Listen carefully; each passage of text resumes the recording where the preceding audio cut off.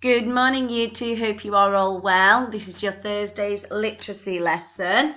So you will need your literacy book out in front of you with your pencils ready to do your spellings. Now you should have space on the left-hand side of your page, of your book even, to do your spellings. If you do not have any space, then you can just write these on a piece of paper. It doesn't matter. Remember to read the tricky word, write the tricky word, and then put it into a sentence. Are you ready? So my turn first, then your turn. My turn. Could. Your turn. Now have a go at writing the tricky word.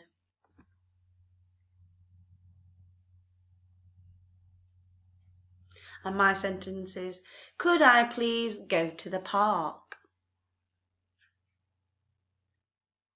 So have a think of what you could write for your sentence. And remember your capital letters, finger spaces, and full stops. Pause the video here if you need to, and then come back and do your second word. Okay, let's have a look at our second word then. So my turn first. Who? Your turn. Write the tricky word carefully. And my sentence is, who can help me? Think of a sentence you could write. Pause the video here if you need some time to write your sentence. Okay, so we are looking at irregular verbs. So I want you to turn to your grown-up and see if you can tell them what is an irregular verb, and could you give an example? Pause the video, have a quick chat, and then come back. Okay, so some past tense words are irregular, and this means that they don't follow the rule of adding a suffix such as ed, which is what we add when we're talking about the past tense, okay, or an action that's already taken or finished. So they don't have the suffix at the end. So let's have a look at some examples. You ready? See if you can spot the irregular verbs. I ran down the hill. That's right, ran is the irregular verb. We wouldn't add ed to it, because if we'd said, I ran down the hill, it just wouldn't sound grammatically correct. I slept all night. Can you spot the irregular verb? Correct, it slept. And last one, I drank some water. Drank is the irregular verb. So ran, slept, and drank, and they don't have a suffix at the end, so that makes them irregular. So let's have a look at some examples. So I've got two sentences, and I want you to say, you don't need to write these down anyway, you can just tell your grown up. Can you say what is the irregular verb for each of these sentences? So I've got he hears. So yesterday he, and then can you tell me what is the irregular verb? And then in this sentence we've got she sleeps. Yesterday she, tell me the irregular verb. So not writing it, just tell your grown up. Pause the video, have a quick chat, and come back and check your answers.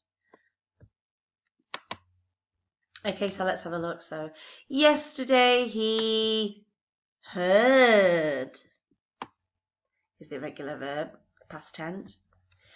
Yesterday she slept. Okay, so heard and slept are the irregular verbs, they're actions, but we don't add the suffix at the end.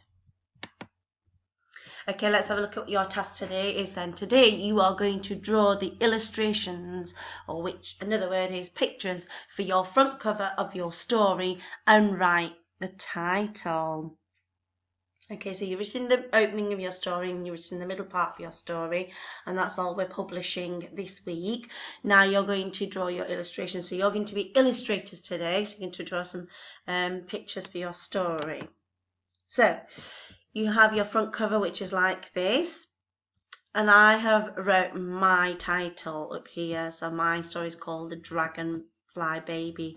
Now yours, whatever your story is, or whatever creature you've got as part of your story, that's the title you need to give it. Remember to look at your letter formation sheet that you have in your pack to make sure your letter formation is correct, because that's what we are, that's what our learning objective is, that's our skill, okay? So making sure that our letters are formed correctly. Then in this middle space here, you're going to draw a picture of your character or the people that are in your story. Maybe you could even draw a pond if you like. You decide what you want to put on your front cover. Remember to draw your illustrations in pencil first.